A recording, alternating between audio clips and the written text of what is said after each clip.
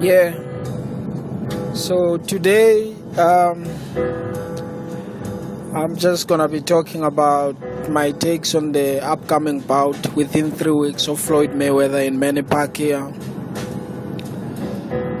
Oh man, a lot has been said, and if you remember, if I can recall back to 2009, when Manny Pacquiao was knocking most of his opponents, that's when the talk between these two fighters started, and mainly it was about the media talk, not necessarily the two camps, because I remember until 2010 it was officiated that there were actually conversation happening between Pacquiao and Mayweather's camp, and I must say, at that time, Manny Pacquiao was actually becoming even more popular in the sport of boxing, because if you can remember, how he got to the boxing regime is when he fought with Lehlonolo Ledwaba. I think it was for the featherweight title, IBF. That's his very first world title. And then from there, he made his name when he was fighting Marco Antonio Barrera. And yeah, man, since then, Pacquiao has been doing his thing, and he's very friendly, very nice guy. And I must say, I applaud him for his transition, because his transition of language. When he started, it was a bit difficult for him to communicate, but he realized that in order for him to get the fan base, he had to actually communicate something that is understandable. And it just happened that in the world, in order for you to be more influential, you got to speak English, and the second best language is Spanish, obviously. But you can imagine that the South Africans would have, or the Africans as a whole, would have struggled to understand him.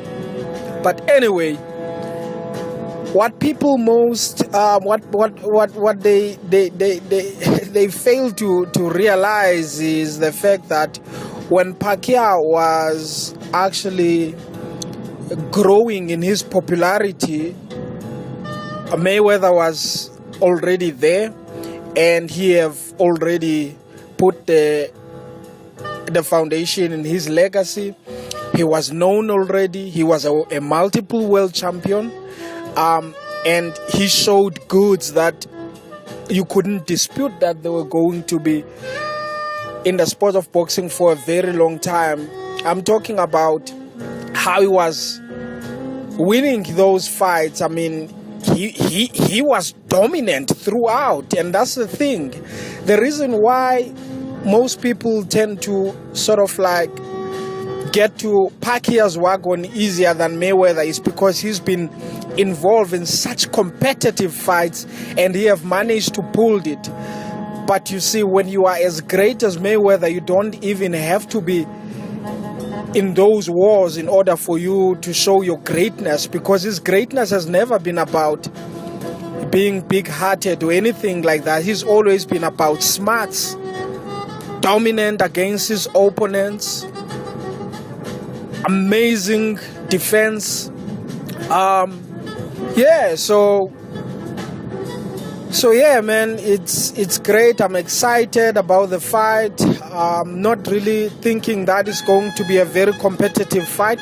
Pacquiao is bringing few things that have not been brought by Mayweather's opponents. He's a southpaw that we have seen against Mayweather. We know Mayweather knows how to handle southpaws, even though most people say that he's always been struggling with lefties.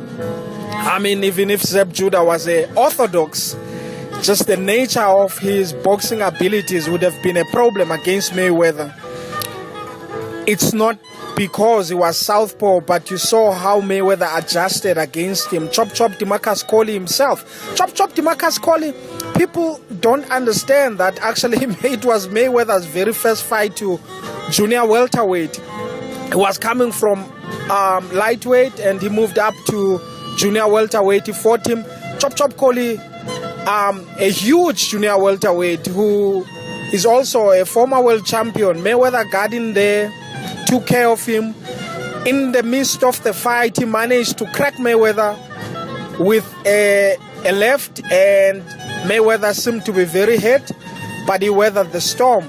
And people choose to actually look at that scene and categorize it in general that Mayweather's got issues with lefties. And I must say, I just disagree with that. I just disagree with everything they are saying. Mayweather is not the guy that's always been having issues with lefties. Chino Maidana is just a freak of a nature, not because of the fact that he fights southpaw, and it's simply because of the style. He's really a naive, hard puncher that comes forward, that doesn't have anything to lose when he comes in there. He really fights with his heart, and I think in the very first fight of Mayweather, the fact that he was fighting inside there, and obviously I'm not going to be like the Mo Flows whom say that no, Mayweather decided to fight inside because he wanted to make it exciting for the fans.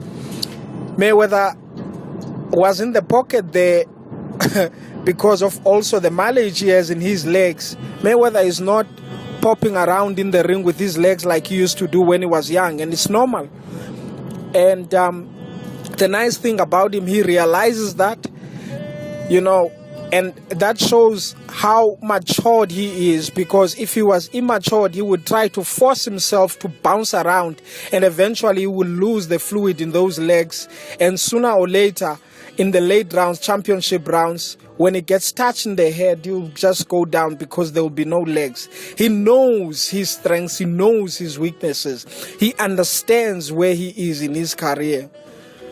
So yeah, man, looking at Pacquiao's style of coming forward and throwing a lot of punches and not necessarily fighting behind the jab, coming in different angles, and once again throwing barrages and barrages of punches, I think, yeah, that's a threat on its own, because I'm not even talking about the punch he has, because he's got a big punch, which I don't really know where it went since 4 or 5 years ago, because he's not cracking anyone anymore. Pacquiao used to take out everyone. That's how he actually gained his popularity. He was the monster because he was hitting his opponents bad. All of a sudden, he's not doing that anymore. Do I want to talk about that doping shit that was in between the camp of Mayweather? I choose not to talk about that because I don't have facts. But I must say it is quite an interesting conversation, because when Pacquiao was fighting all these guys in middleweight, when he was fighting these guys, I know it was catch weights, but it was the weights that were way, way, way over than him. He was really cracking them. He was cracking them bad. And we're not seeing that anymore. And I don't know why. Maybe it's because of age as well. But one thing I know with boxers, they tend to be heavy hitters as they grow older, because as they grow older, they slow down and they tend to rely on their power. You can look at the past boxers like Annie Shavers, George Foreman. They did crack when they were young, and they even crack more when they got older. And but yeah, it's been the converse on Pacquiao. I don't know why. But one thing positive is the fact that I think he became sort of like a better fighter, because I can see him doing few different things. At some point Pacquiao was very one-dimensional, especially when he was cracking everyone. He relied on speed, the 1-2, in the short right hook, and he was just hitting a lot of people that way. But now I can see him doing a couple of things. I mean, Pac at times these days, he even goes down and he puts the combinations right in the middle, body punches.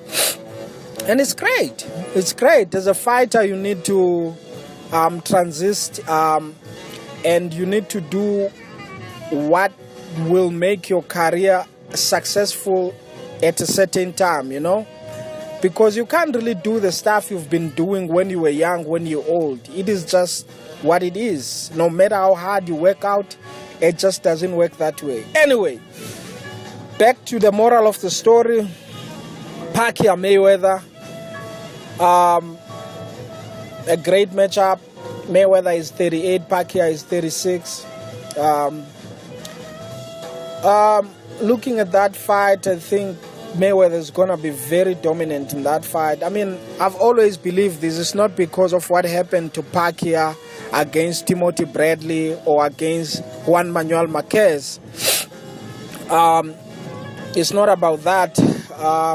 As much as I would like to recall and reference to Juan Manuel Marquez when you're talking Mayweather-Pacquiao because of his counter-punching style and because of his calculating,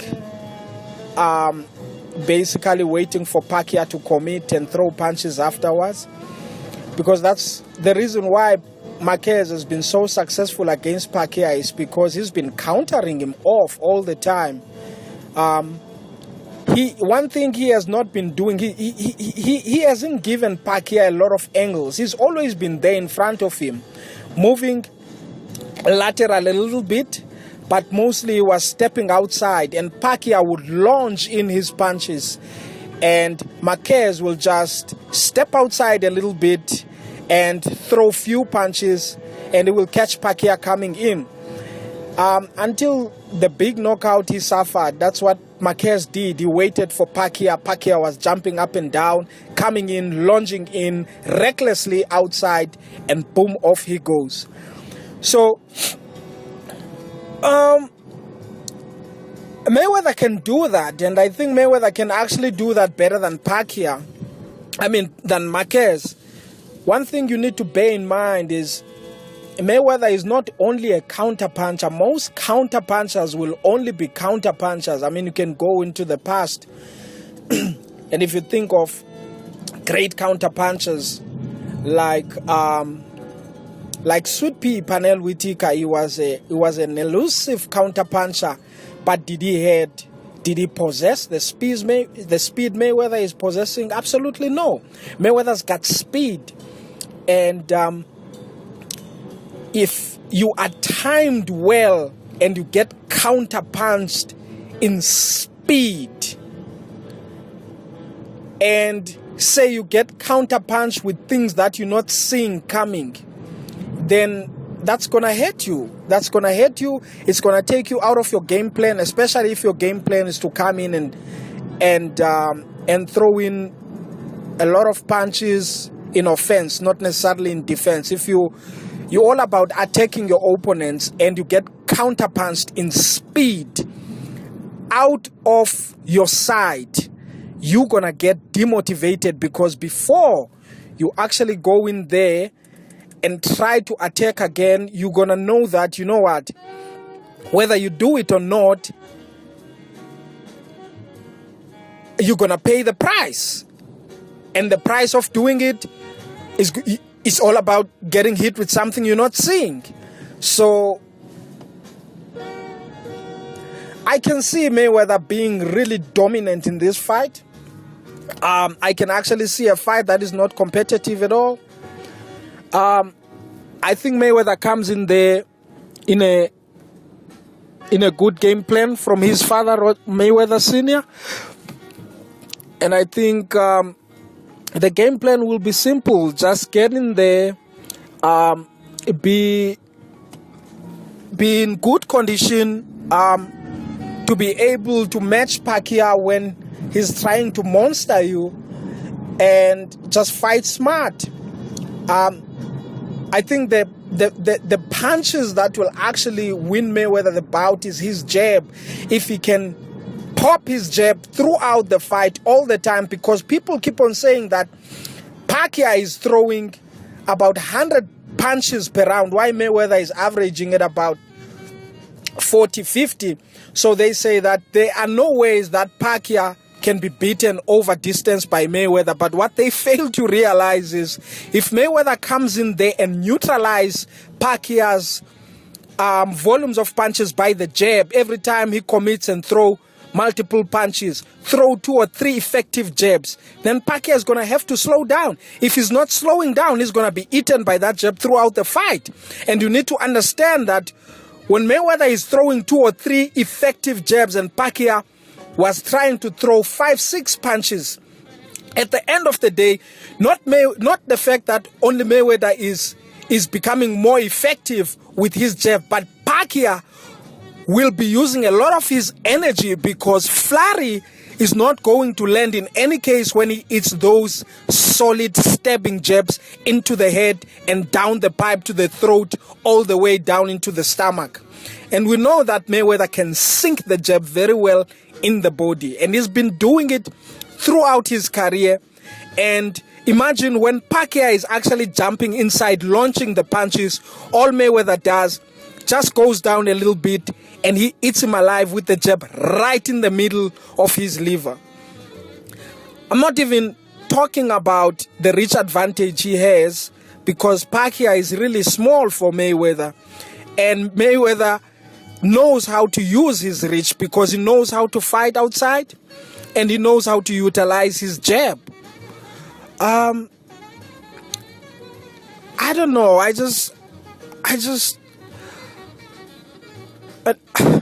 It's hard for me to actually see Mayweather in trouble in this fight in any way.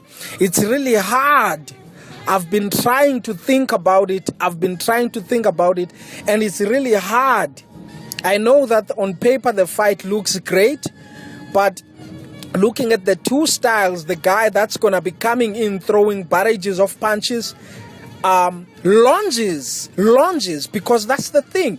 If Pacquiao was the guy that could actually bully his opponents inside, walk his opponents down, get close and throw the barrages of punches, it doesn't matter if you throw the jab there, doesn't matter if you try to defend yourself with the jab or anything like that, because he's going to be right in your chest and you cannot do anything because he's going to land those barrages of punches. But he tends to launch his barrages of punches from the outside. And that's where I've got issues, because Mayweather can pick him apart at the moment he's trying to check in and coming inside with those punches.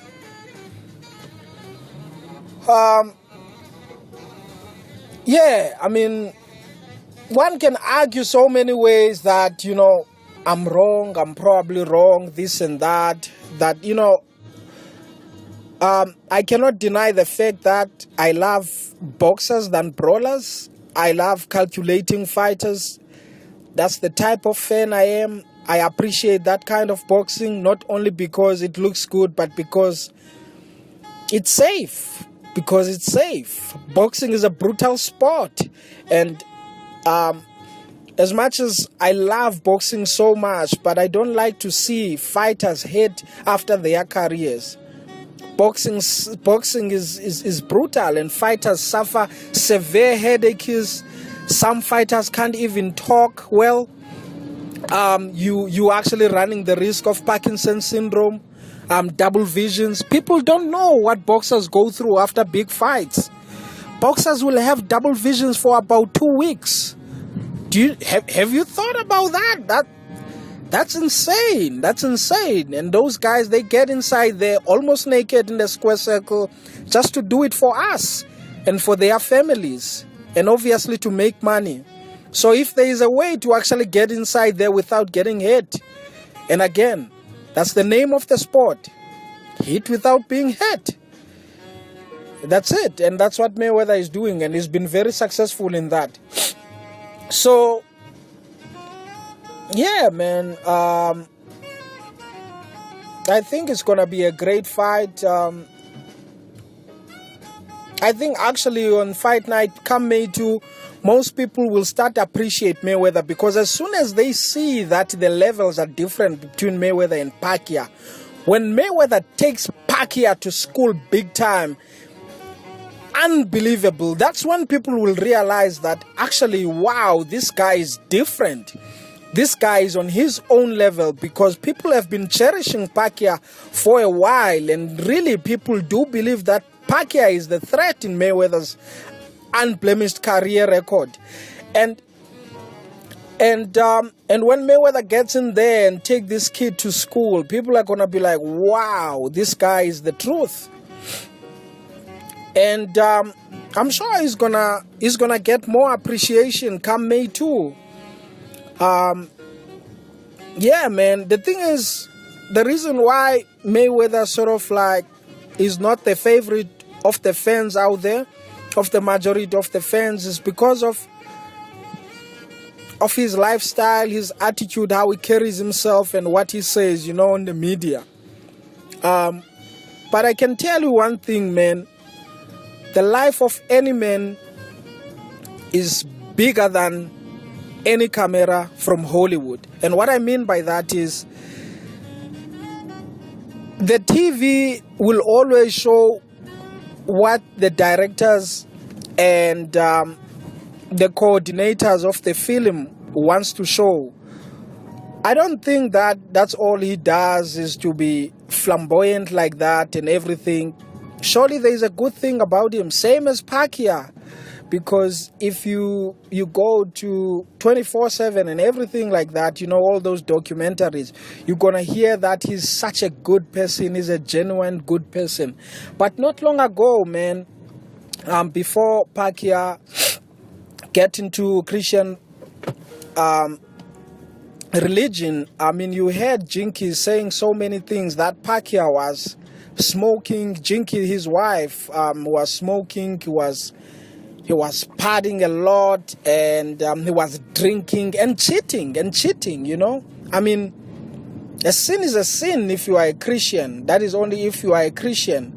You cannot try to elevate the levels of sins. I mean, he was doing that stuff, and on the other side, Mayweather has been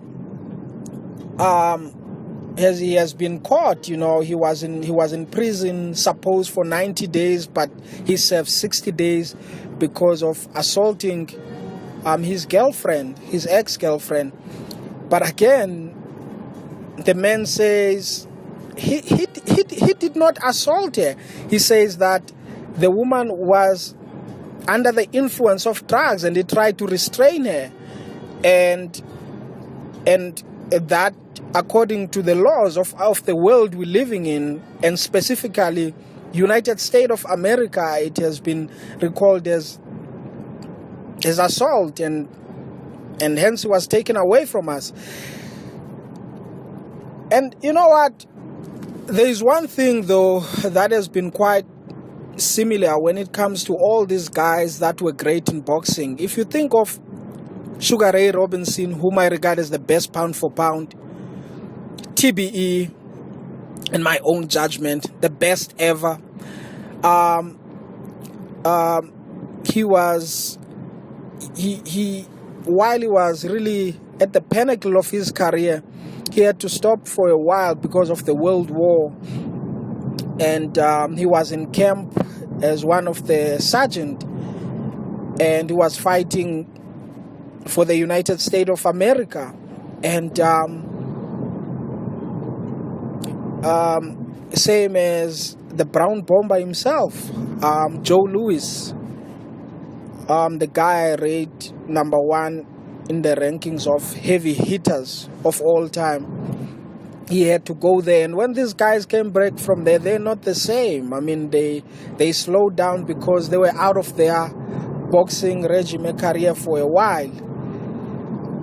You can name all of them. If you think of Mike Tyson himself, who denies the fact that he raped the modeler, he also was taken away from the sport for about 3 years, and And when he came back, he was just not the same man because of inactivity. You can go down and talk about Muhammad Ali himself. Muhammad Ali was dominant in his time, and they took away his boxing license because he refused to actually go and fight the troops in the jungles of those days. So I don't know, man. But this is my own opinion. I just feel like the United States of America, they just have ways to actually freeze these guys when they are really dominant in their sport. And I could be wrong here, but I'm just saying that there is a similarity in all these guys that have been very, very great in their careers. Even Mike Tyson himself, he denies the